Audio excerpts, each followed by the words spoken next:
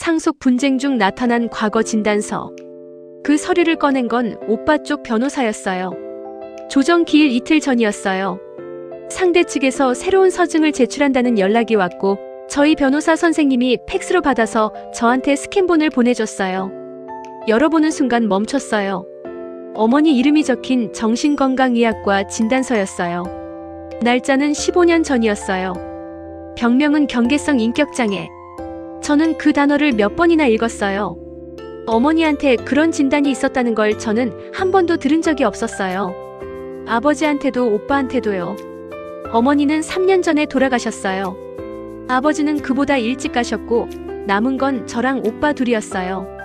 어머니 유언은 구두로만 남기셨어요. 제가 곁에서 들었고 이웃 아주머니도 들으셨어요. 재산을 공평하게 나누라는 거였어요. 근데 오빠는 어머니 생전에 어머니 명의 아파트를 증여받은 게 있었어요. 저는 그 사실을 어머니 돌아가시고 나서야 알았어요. 증여세 신고 서류를 정리하다가 발견한 거였어요. 아파트 시세가 9억이었어요. 저는 당연히 유류분 반환 청구 소송을 냈어요. 법정 상속분에서 부족한 부분을 돌려달라는 거였으니까요. 오빠 쪽에서 처음엔 어머니가 자발적으로 증여하신 거라고 했고 저는 당시 어머니 상태를 감안하면 의사결정이 자유롭지 않으셨을 수 있다고 주장했어요. 그러다 튀어나온 게 그 진단서였어요. 오빠 쪽 주장은 이거였어요. 어머니가 15년 전부터 정신과 진단을 받은 이력이 있고 감정 기복이 심하고 판단력이 불안정한 상태였으며 그런 어머니가 남긴 구두 유언은 신빙성이 없다는 거였어요. 그리고 어머니가 정신적으로 불안정한 상태에서 저한테 편향된 감정을 가졌을 수 있다는 주장도 덧붙였어요. 저는 그 주장을 읽으면서 손이 떨렸어요. 화가 난 건데 슬프기도 했어요. 오빠가 어머니 아픈 과거를 꺼내서 어머니 말을 무력화하려 한다는 게 그것도 어머니가 안 계신 자리에서요. 변호사 선생님한테 바로 전화했어요. 선생님이 침착하게 말씀하셨어요. 당황하지 말고 일단 그 진단서가 진짜인지부터 확인해야 한다고. 오래된 진단서가 갑자기 나오는 건 위조 가능성도 있고 설령 진짜라도 내용을 면밀히 봐야 한다고. 해당 병원에 직접 갔어요. 15년 전 병원이라 기록이 남아있을까 걱정했는데 전산으로 다 남아있었어요. 진단서 자체는 진짜였어요. 어머니가 그 병원에 실제로 다니셨어요. 근데 열람한 진료 기록 내용이 달랐어요. 진단서엔 경계성 인격장애라고만 적혀 있었는데 실제 진료 기록에는 내용이 훨씬 더 많았어요. 어머니가 그 시기에 이혼 위기를 겪으셨고 극심한 스트레스 상황에서 단기적으로 감정 조절이 어려운 상태였다는 게 기록돼 있었어요. 당시 담당 의사 소견에는 환경적 요인이 주된 원인이며 지속적 치료보다 상황 안정이 우선이라고 적혀 있었어요. 그리고 어머니는 그 이후로 그 병원에 한 번도 더 오지 않으셨어요. 저는 그 기록 사본을 받았어요. 그 시기가 언제냐면 아버지가 사업 실패로 집이 경매 넘어갈 뻔했던 때였어요. 저도 기억해요. 어머니가 그때 많이 우셨거든요.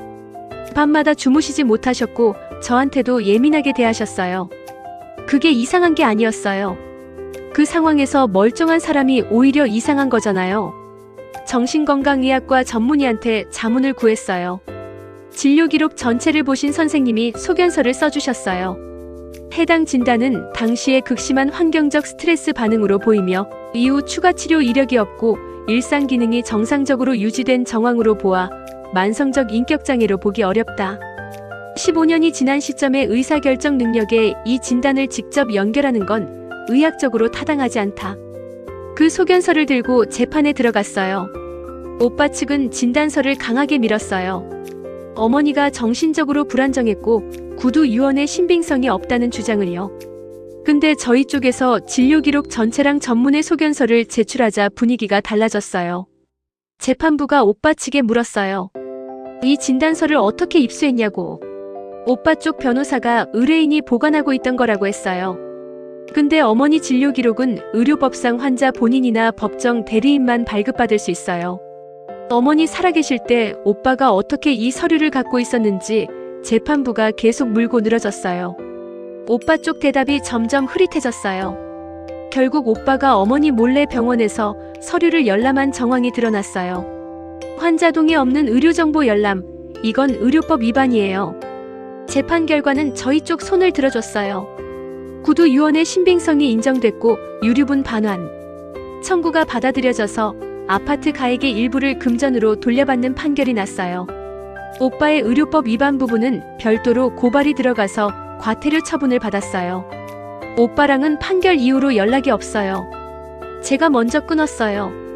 어머니 기일에 혼자 산소에 갔어요. 할 말을 많이 준비했는데 막상 가니까 다 필요 없었어요. 그냥 이렇게 했어요. 어머니 이겼어요. 근데 있잖아요. 이기고 나서 드는 생각이 있었어요. 어머니가 그 힘들었던 시절에 병원 문을 두드리셨던 거잖아요. 도움을 받으러 가신 거잖아요. 그게 15년 뒤에 어머니를 공격하는 무기로 쓰일 줄은 어머니도 상상 못 하셨겠죠. 아픈 걸 기록으로 남긴 게 약점이 되는 세상이 참 야속했어요. 근데 그 기록이 결국 어머니를 지켰어요. 전체 기록이요. 누군가 잘라낸 한 장이 아니라 처음부터 끝까지 다 봤을 때 어머니가 얼마나 평범하게 살아내셨는지가 보였으니까요.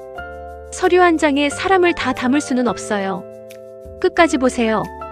절대 한 장만 보고 포기하지 마세요. 구독과 좋아요는 큰 힘이 됩니다. 막장 5분과 함께 특별한 이야기를 함께 해보세요. 우리 주변의 이야기를 빠르게 만나보세요.